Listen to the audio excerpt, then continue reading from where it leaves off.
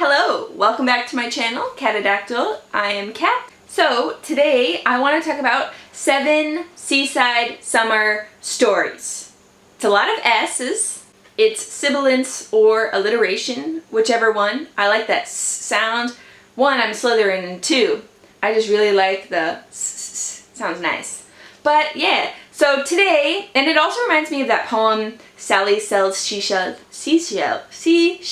by the Seashore. Yeah, so I have 7 reads. Oh, and this is just one of my dive magazines that I thought would be really good to just start off the video with. I get these in the mail because I'm a dive master and I'm just perusing them, and I was like, oh, you know what? I was just going to the beach and I like books about the ocean, and so I should just do this video randomly about books at the ocean or near bodies of water. So like oceans, lakes, swimming pools. So I thought of my 7 favorite ones. I was kind of like going through my lists, and I got 5 for the ocean and 2 for swimming pools. So if that doesn't say summer to you, I don't know what does. I've already been to the beach twice. I am going to totally link my vlog. It contains 2 different beach adventures, and yeah, it was awesome. It's beaches in Japan, which are super fun. And then also I'm going to go ahead and get into some of my favorite reads, not just recent reads, but also from the past and from my childhood. And please, if I mention any books that are like also from your childhood and you're like, wow, that was a good book, then yeah, please hit me up, let me know in the comments, because some of these are just adorable and I forgot that I even liked them, and yeah. So a great example of one of those is Island of the Blue Dolphins by Scott Odell. So I don't even remember when I read this story. It was a very long time ago. A fleet of Indian travelers, Indian fishermen and kind of seafarers, and they stop on an island to like replenish and restock, and then they head out again, but they accidentally leave behind one of their children, a young girl named Karana. And so it is about her life on the island and how she survives. And I just remember being like really enthralled by this story and being like, wow, I wish my parents would leave me on a desert island. A deserted island. I want to swim with dolphins. I want to swim with turtles. I want to do that kind of stuff. I don't want to go to school. I want to be like a ocean girl, like Karana. And yeah, obviously I had to go to school and I'm not as cool as her, but yes, it is an amazing story. And I just remember also really being torn up about the ending. Oh yeah, spoiler alert, a lot of the books on this list are not like super happy summer sexy reads or sweet summer reads. I just decided to kind of stick with the water themes and books that I really liked, regardless of whether they are like happy or not. So yeah. Check it out. Number 1 is Island of the Blue Dolphins by Scott Odell. My next pick is, I think, one that a lot of people know. It's a very small book, but it's very powerful. It's The Old Man and the Sea by Ernest Hemingway. So actually, I don't have my copy. I gave it to one of my really close friends before I left Korea, because one of the greatest things that I love about Hemingway is how accessible his writing is. He is very succinct and he has a beautiful writing style, but it is obviously, he's really good at writing really short stories and really saying what needs to be said without a lot of like flowery language. So the story follows an old fisherman in Cuba, and he sails out into the Gulf Stream and he is fishing, and he catches a marlin, and kind of a battle ensues from there. And I just remember this book made me laugh, made me cry, and I was like underlining parts that were just so beautiful. The description of the ocean, the Gulf Stream, is just amazing. I mean, just the way that it talks about how the fish swim and how the currents work, and actually the old man and him as he is sailing out in his boat. It's just a lovely story, and it's also very short. I believe it's around 100 pages if I remember correctly, so definitely give it a read. Okay, so my 3rd pick for this list is Kafka on the Shore by Haruki Murakami. So this is probably hands down my favorite work of Murakami's, and there are 2 main characters. There is Kafka, who is a young runaway, and there is Nakata, who is an older gentleman who has been made blank. And he's kind of pulled on this journey, and he doesn't really know why, but he just knows that he has to go on this journey. And so there's a lot of magical realism, there's a lot of weird stuff that happens, like leeches and fish falling from the sky, talking to cats, magical otherworlds, limbo, an Oedipus complex. Yeah, there's a lot of stuff that happens in this book. A large part of the symbolism, the metaphor, a lot of the action of the turning point happens on a shore, whether that is the physical shore or a metaphorical shore or a metaphysical shore. So yeah, and also it's in the title because of all the things I just said. So if you have never picked up Murakami, I would definitely give this a go. And that's why it makes it onto this list, because I really like it, and I just read it for Hiroshima Book Club last month. So it was a reread actually, so it just like cemented it in my mind as being awesome. So yeah, I'm just kind of gonna push it on you, like that scene from Mean Girls. You know what I'm saying? Right. So a book that really tore me up, but in a good way, with a lot of great feels, recently is History Is All You Left Me by Adam Silvera. So this is my first Adam Silvera novel, and I just love the way he writes. I think it is really just so honest and so heartfelt and tender. So this book deals with a boy named Griffin, and his first love and ex-boyfriend, Theo, has just drowned.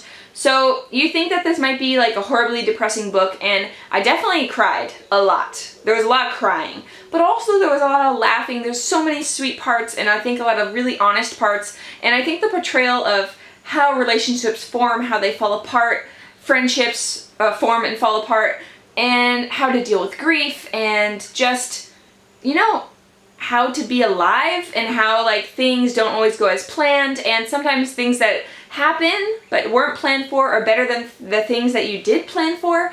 So I think that this is just like a really amazing book, and yeah, if you haven't read any Adam Silvera, then please let me know. Did you like this more or less than More Happy Than Not? I want to read that book. I've heard people like this more than the other one. Let me know in the comments.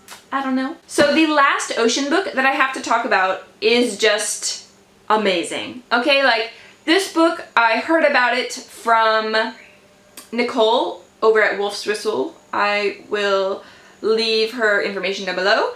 And it is Teeth by Hannah Moskowitz. So on the cover, there's like fish scales and the fish hooks that form a heart. It's all very adorable, and it says Teeth. So this book deals with a boy named Rudy, and his family has recently moved to an island, and the reason is because his younger brother is very, very sick with MS. So they've heard that this island is surrounded by magical fish, and everyone on the island eats the magical fish and becomes healthier. They have longer lifespans, that kind of thing. They don't die, essentially. So his family moves there, and he's trying to figure out what is going to happen. Is it sustainable? What's happening to his family? Is his house going to fall into the ocean? And how is he basically going to survive and live there? And then he meets a boy named Teeth. Or at least Teeth is part of a boy.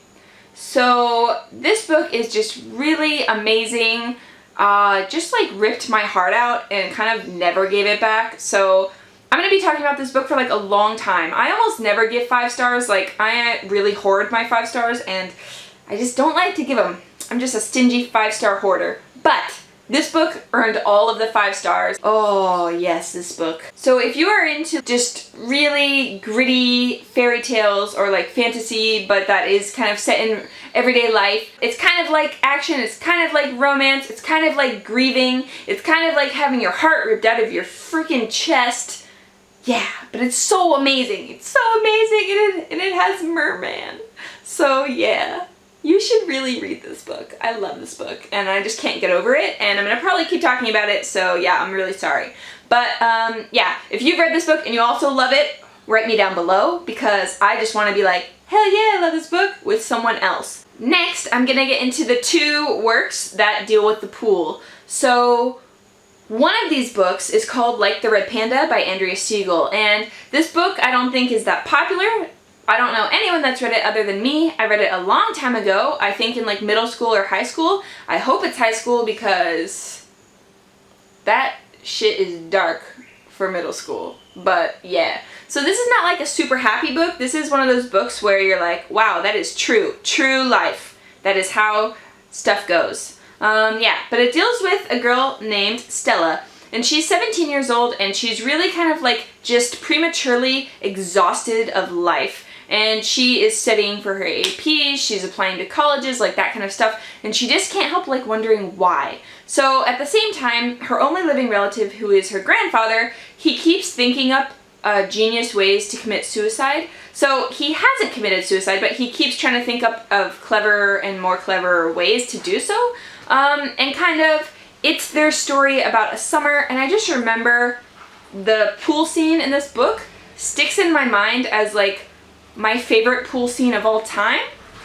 And if you're gonna think like it's a really sexy scene, like getting out of the water in like bikinis or naked swim time, not so much. I just remember being the way that Andrea Siegel writes is like kind of ethereal and haunting and also dark. So this is not for a young reader. I would say this is for definitely an adult reader, and there are triggers, like I said, for suicide and self-harm. But this book is just really amazing, and it captures kind of being 17 years old and thinking about what it means to be alive, thinking about what it means to die, and dealing with being young and dealing with being old, and the beauty of summer, and also just like kind of the devastating loss of like when summer is leaving. So I have always loved that book, and I don't know anyone else that has read it, so I always recommend it to people, like hoping people will read it and we can talk about it. It is just really good. It's my favorite pool scene of all time. So how can I not put it in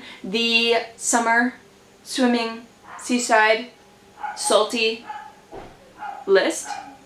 All the S's I could think of, yeah. Okay, so the last one that I have on my list is actually not a novel. It is a short story by Yoko Ogawa, and it is called The Diving Pool. This novella or short story got me into Yoko Ogawa. It is a tale of unrequited love, viewing someone from afar, and also the joys of swimming. So the way that she writes this particular short story is very erotic and startling, and just like a general like creepy, or like you know when the hair raises on your arms and you're just like generally like kind of, it creeps you out, but you also can't look away because it's so sensual and like so beautifully lyrically written.